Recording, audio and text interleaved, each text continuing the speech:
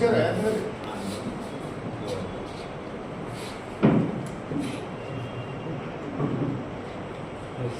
ಎಲ್ಲರಿಗೆ ತಮ್ಮದೇ ಆದಂಥ ಸ್ವಾಭಿಮಾನ ಇರ್ತದೆ.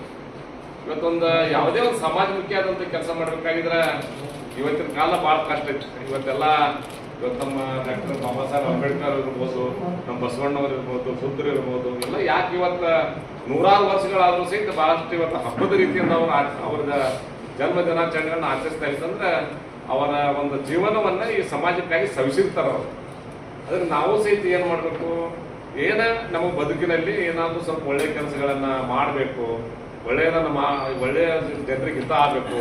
ಇವತ್ತು ಸಾಕಷ್ಟು ಮಾಧ್ಯಮದ ಬಹಳಷ್ಟು ಪ್ರಾಮಾಣಿಕವಾಗಿ ಒಳ್ಳೊಳ್ಳೆ ಕೆಲಸಗಳನ್ನ ಮಾಡೋದ್ರಿಂದ ಇವತ್ತು ಏನು ಭ್ರಷ್ಟಾಚಾರಗಳು ನಡೀತಿರ್ತಾವೆ, ಇವತ್ತು ತೆರಿಗೆ ಹಣ ಇರ್ತೈತಿ, ಭೂಮಾಫಿಯಾಗಳು ಇರ್ತಾರ, ಅವರೆಲ್ಲಗಳನ್ನ ಬಯಲಿಗೆ ತರೋದ್ರೊಂದಿಗೆ ಒಂದು ಪ್ರಾಮಾಣಿಕವಾದಂಥ ಒಂದು ಪ್ರಯತ್ನವನ್ನು ಸಹಿತ ನಮ್ಮ ಮಾಧ್ಯಮ ಕ್ಷೇತ್ರದಲ್ಲಿ ಮಾಡ್ತಾ ಇದ್ದಾರೆ.